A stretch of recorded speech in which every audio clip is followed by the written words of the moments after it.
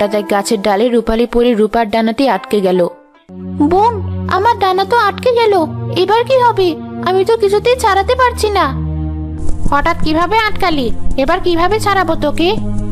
আমার ডানাতে খুব ব্যথা লাগছে, আমার কোনো জাদুও কাজ করছে না, এবার কি করব? জোরে টান দে বোন, দেখবি ছাড়িয়ে যাবে। তোর শক্তির সাথে আবার এই গাছ কিছু নাকি? না, তুই একটু ধৈর্য ধর মেজো, তুই আর আমিও দুটো ডানা ধরে টান দেই, দেখবি ছাড়িয়ে যাবে। তারা দুই বোন রূপালী পরী রূপার পালক ধরে জোরে টান দিতেই রূপার ডানাটি তার পিঠ থেকে ভেঙে গেল।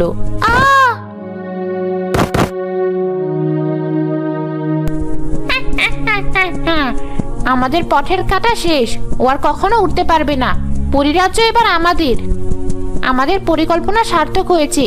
ভাগ্যিস আমাদের পরিদাসীকে দিয়ে আগে থেকে জাদুর ফাঁদ পেতে রেখেছিলাম, যার কারণে ওর কোনো জাদুও কাজ করেনি। চল, এবার এখানে থাকা ঠিক হবে না। মাকে গিয়ে বলবো তার ডানাটি গাছের ডালে আটকে ভেঙে গেছে, যার কারণে সে আর আমাদের সাথে আসতে পারেনি।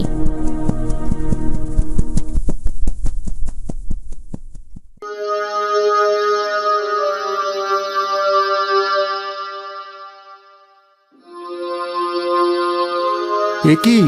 এ তো পরী, কিন্তু এর ডানা এভাবে ভাঙলো কে? আহারে, ব্যথায় মনে হয় পরীটা জ্ঞান হারিয়েছে। এই যে শুনছো, না এভাবে কাজ হবে না, মুখে একটু পানির ছিটা দিতে হবে। আমি কোথায়? তুমি জঙ্গলে। আমি জঙ্গলে কি করছি? আমার বাড়ি কোথায়? আমি কি? কেন, তোমার কি কিছুই মনে নেই? না, আমার তো কিছুই মনে পড়ছে না। আমি জঙ্গলে কি করছি? তা তো আমি সঠিক জানি না। তুমি জানো না? তাহলে এখন আমি কোথায় যাব?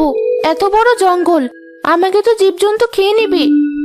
তুমি চাইলে আমার সাথে যেতে পারো, অবশ্য আমারই থাকার জায়গা নেই, তবুও তোমাকে ভালোভাবেই রাখবো। তুমি খুব ভালো, কিন্তু আমার নামটাও তো মনে করতে পারছি না। রূপালী তোমার নাম? কিন্তু তুমি জানো কি করে? আমি নিজে থেকে তোমাকে নামটি দিয়েছি। চলো এবার বাড়ির পথে যাওয়া যাক। রূপার ডানাটি ওখানেই থাক, কাল এসে সরিয়ে রাখবো। হয়তো রূপালীর মনে নেই তার আগের কথা, তবে ওকে আমার খুব ভালো লেগেছে। এখন থেকে ও আমার কাছেই থাকবে। রূপালীকে বিয়ে করে সুজন বাড়ি নিয়ে গেল।